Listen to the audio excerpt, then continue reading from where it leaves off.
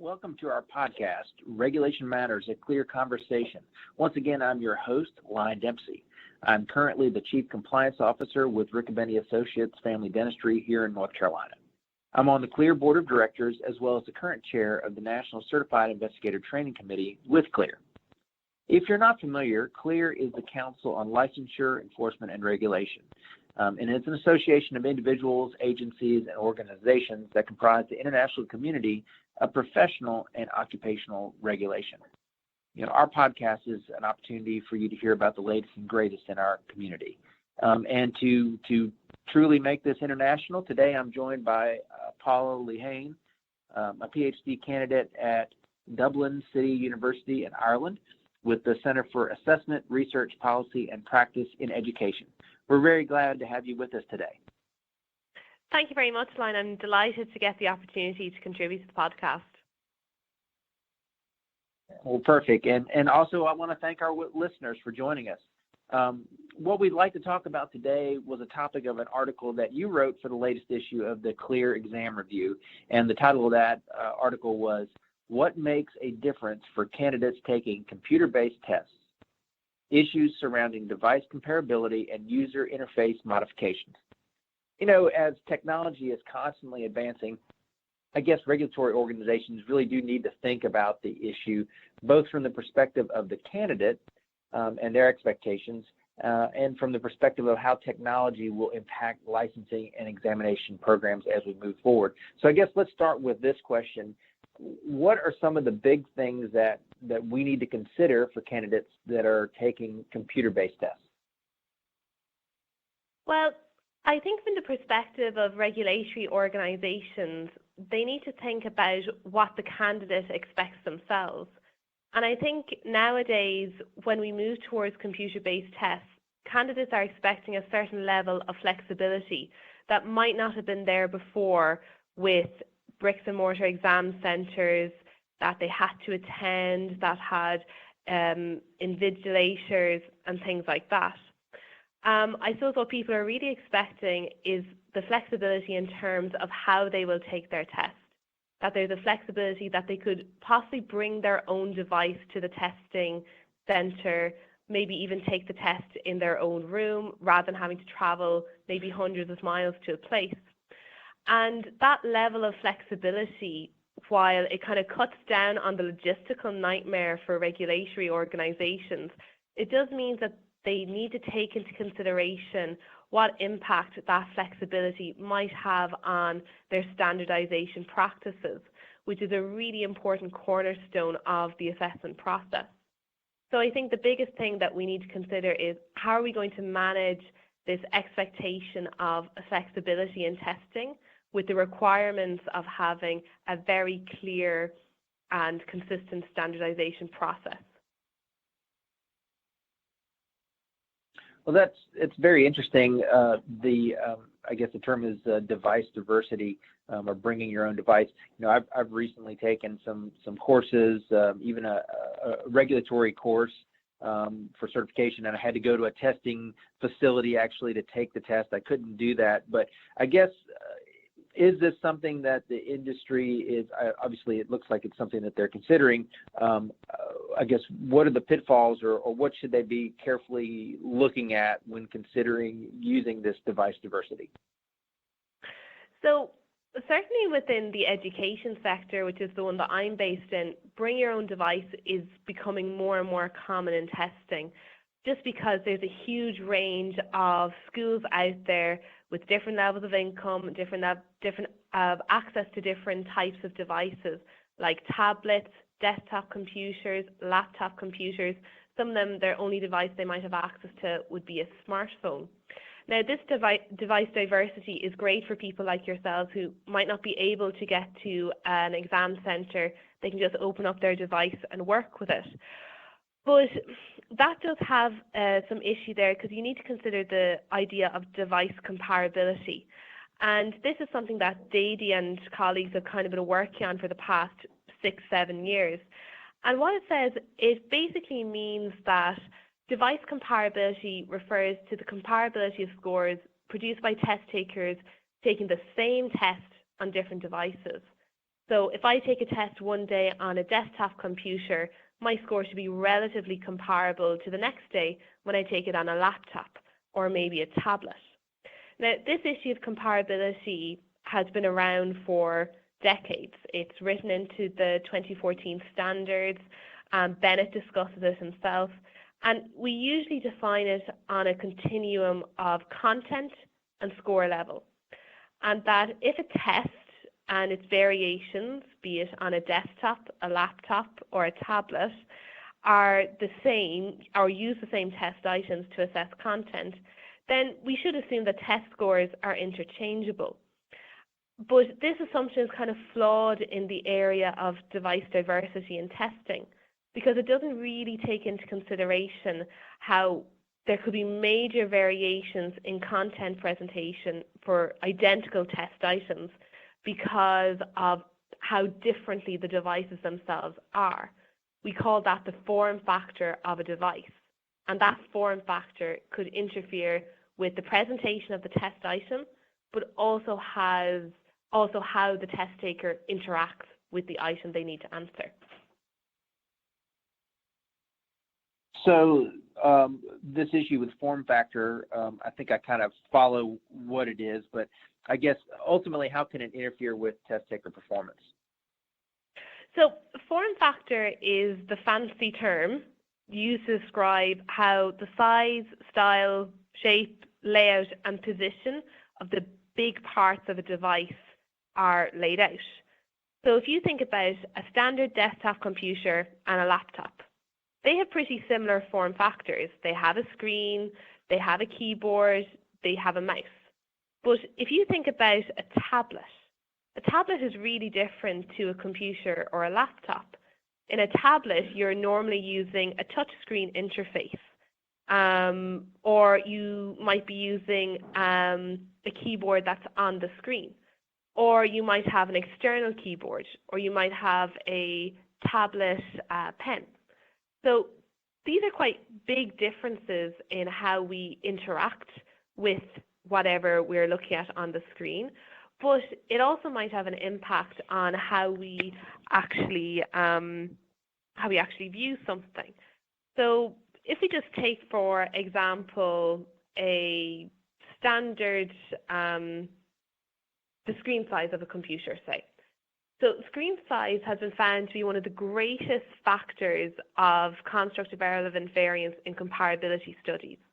So when researchers compare how people do on tests that they take on a laptop and tests that they take on a tablet. And what they found is that the screen size and the differences in screen sizes available on laptops and desktops when compared to tablet can have a big influence on test taker performance. So Bridgman and Sanchez and Goolsby, those are two research studies that I cited in the paper in CLEAR, in this issue of CLEAR. They found that there's an increase in scrolling, there's a reduction in factual recall and item performance. So on tablets, you have smaller screens, so you might do more scrolling. And that means that you might be more likely to forget something if you're doing something like a reading comprehension item. But if you're on a desktop or a laptop, you scroll less, you might only scroll once, you're more likely to remember some key bits of information that you need to answer a question. And King et al. Did a really interesting study about that in test items that require a lot of reading, if you do it on a device that makes you scroll a lot, you don't do as well. So going back to your original question of how a form factor can interfere with test taker performance, I take my test on a smaller screen. I might not do as well as someone who takes their test on a bigger screen. Another study that might be of interest is that Kong et al. Found that test takers actually take more time to answer questions on touch screens, except for drag and drop items. Whereas another study found that people who took tests on touch screens, particularly if they were older test takers, people in their 50s and 60s, the performance gap was much smaller because they didn't have to work with a mouse that they weren't comfortable with. So again, there's lots of little issues directly related to the form factor of a device that could have an impact on test taker performance then. That's interesting because, anecdotally from my experience, having done both on like an iPad tablet as well as taking a test on the computer, I actually found the test on the computer was more difficult because the screen was larger, so the sentence was longer when presented on the screen versus on a shorter screen.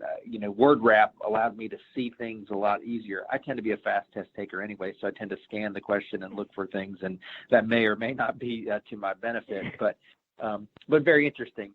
So I guess, to be devil's advocate, for these populations where maybe a testing center is not something that's available to them, or to make it easier, should we go back to some type of proctored, paper-based test and forego our movement towards computer and technology?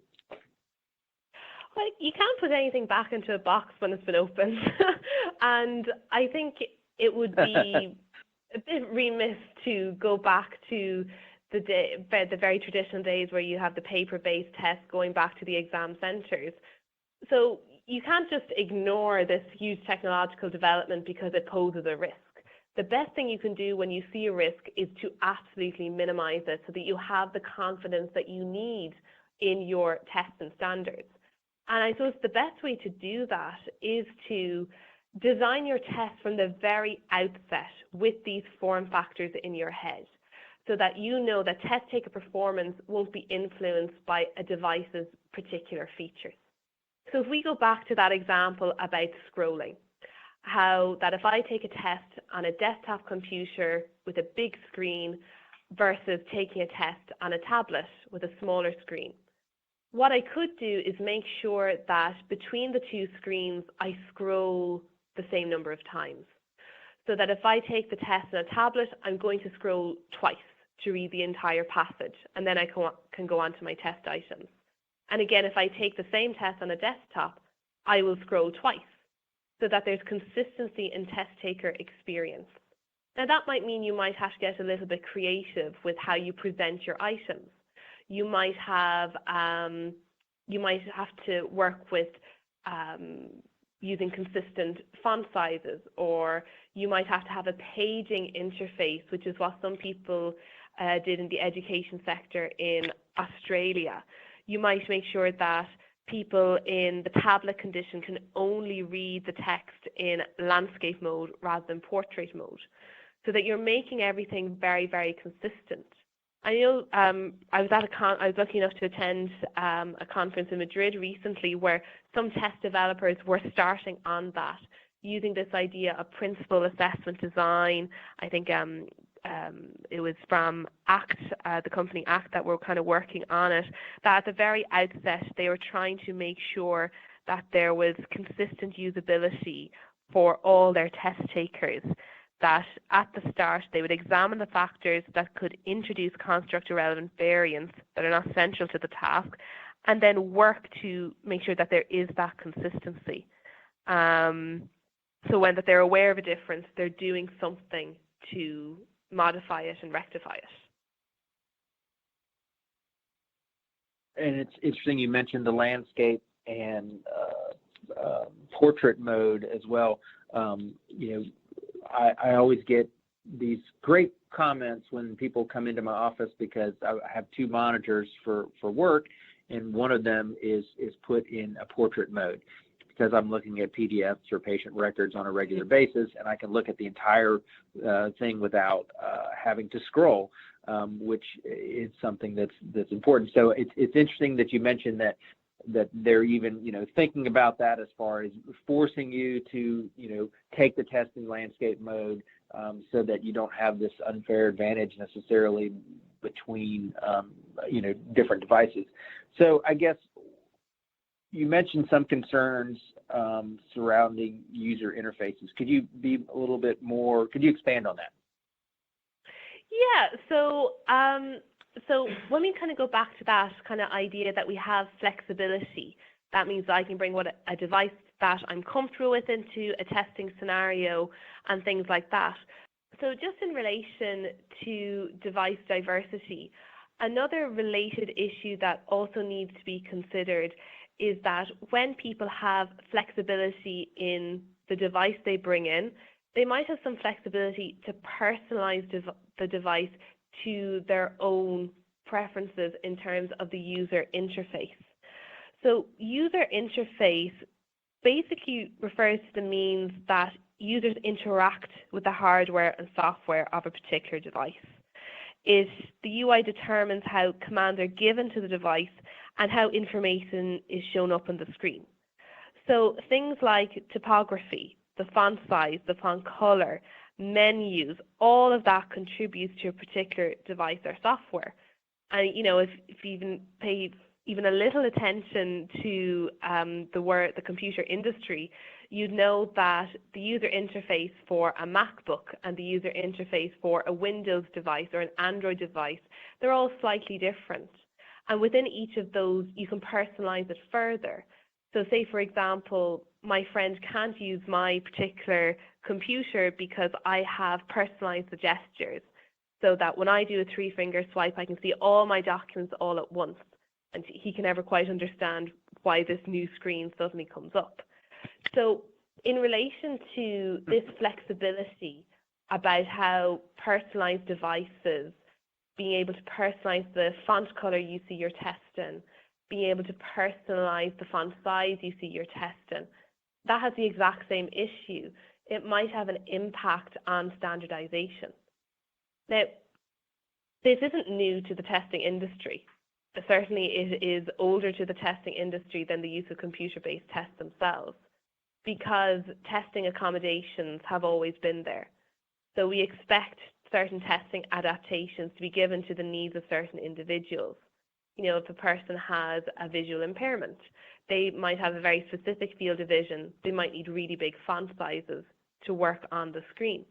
And those adaptations are perfectly necessary, and they're absolutely fine in terms of test taker performance.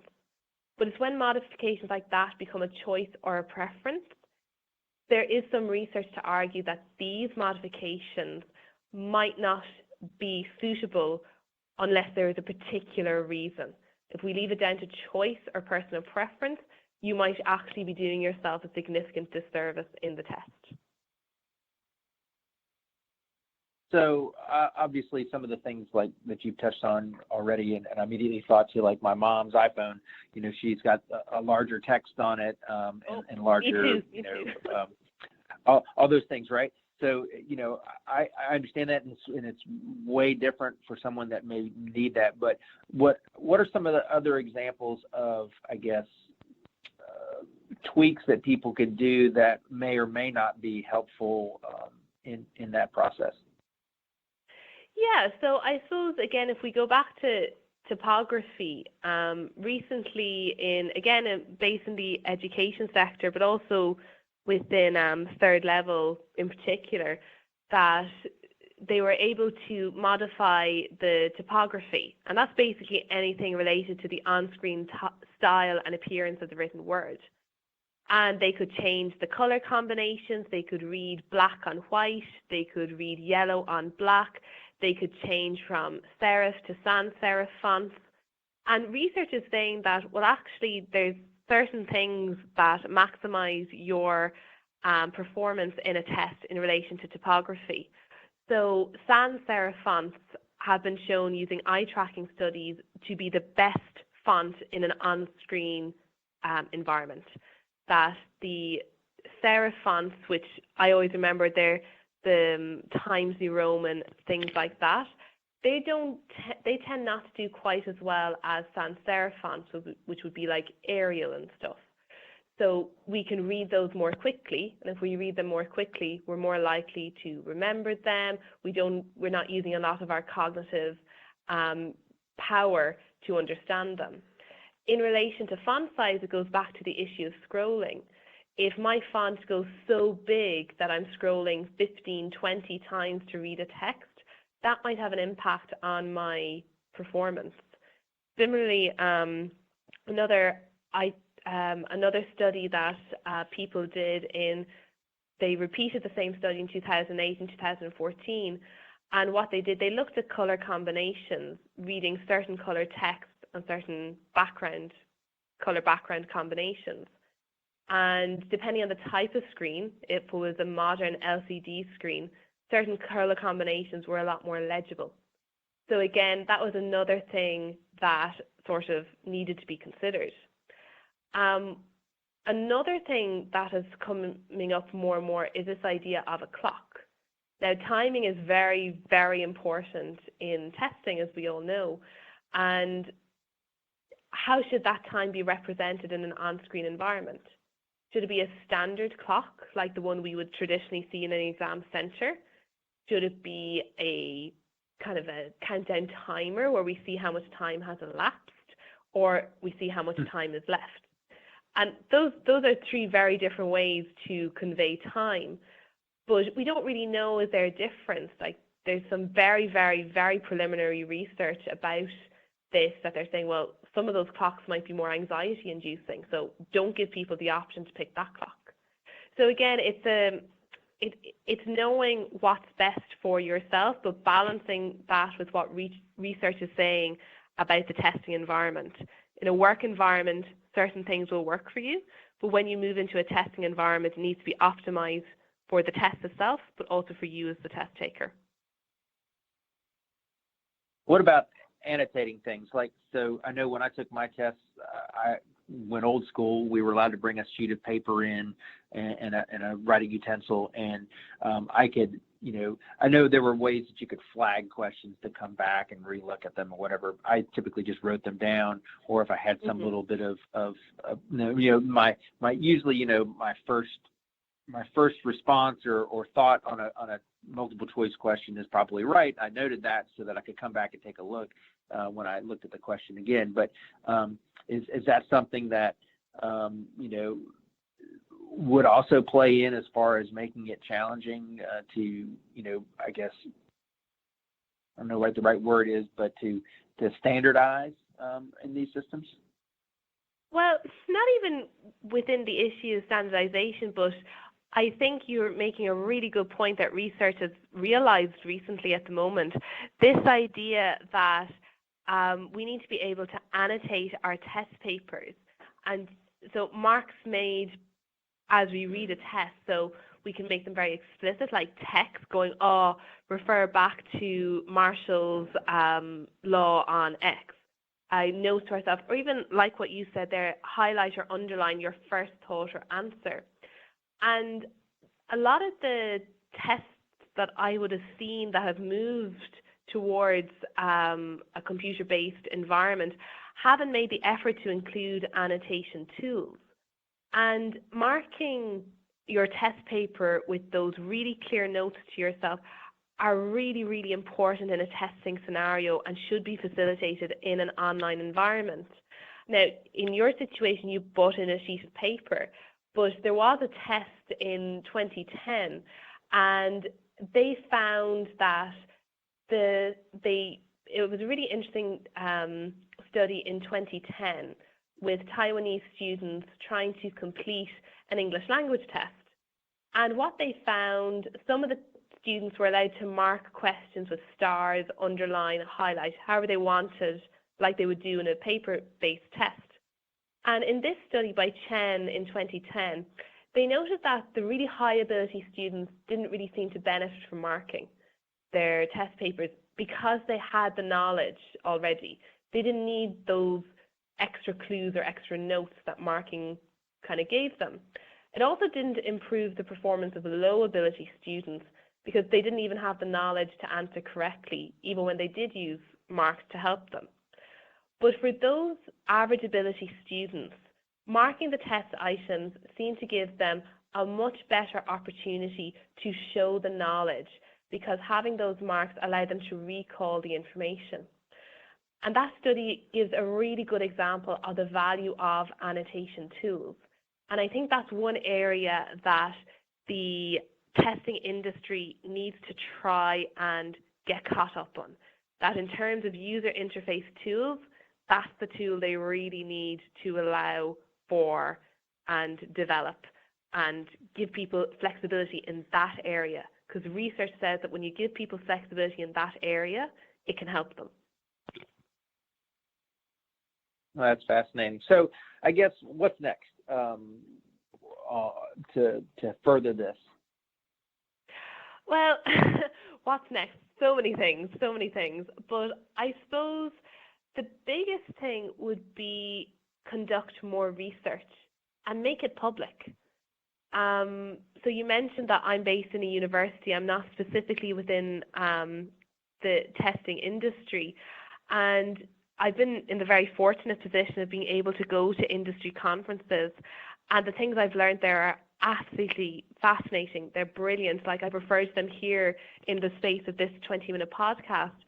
But I wouldn't have had access to them otherwise, because it tends to stay within the industry. And I think that the research needs to continue, but it needs to be disseminated among the public and needs to be shared between testing industries, different. So if you find out something in a dentistry test, the people in the accountancy test could also use it. Because again, this is a new format of testing. We want to make sure it's the best across the board. And I think the other thing in relation to research is that it needs to be based within the assessment industry. A lot of the research that I referred to in the article in Clear come from educational backgrounds or very small usability studies. I think they need to be based within the assessment industry. They need to be exploratory in nature, but they also need to be experimental in nature. And yeah, so just doing more research, diversifying it, and making sure that it's public and that everyone can kind of have access to it.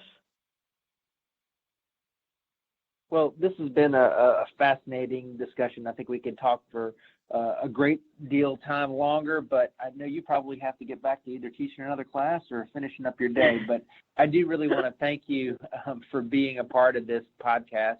It's always wonderful to have an opportunity to talk about these things and learn from each other. And, especially from your article from the Exam Review, it's been great. So thank you for speaking with me today. Thank you very much for having me. I appreciate it. And I also want to thank our listeners. We'll be back with another episode of Regulation Matters, a clear conversation very soon. So again, thank you to our frequent visitors. If you're new to the Clear podcast, you can subscribe to this on a variety of different mediums. It's available on Podbean, iTunes, Apple Podcasts, Google Podcasts and Google Play, Stitcher, Spotify, and TuneIn. If you've enjoyed this podcast episode, please leave a rating or comment in the app. That helps us improve our ranking and make it easier for our new listeners to find us. So feel free to also visit our website at www.clearhq.org for additional resources, as well as a calendar of upcoming training programs and events. Finally, I'd like to thank our Clear staff, specifically Stephanie Thompson. She is our content coordinator and editor for this program. Once again, I'm Lyon Dempsey, and I hope to be speaking to you again very soon.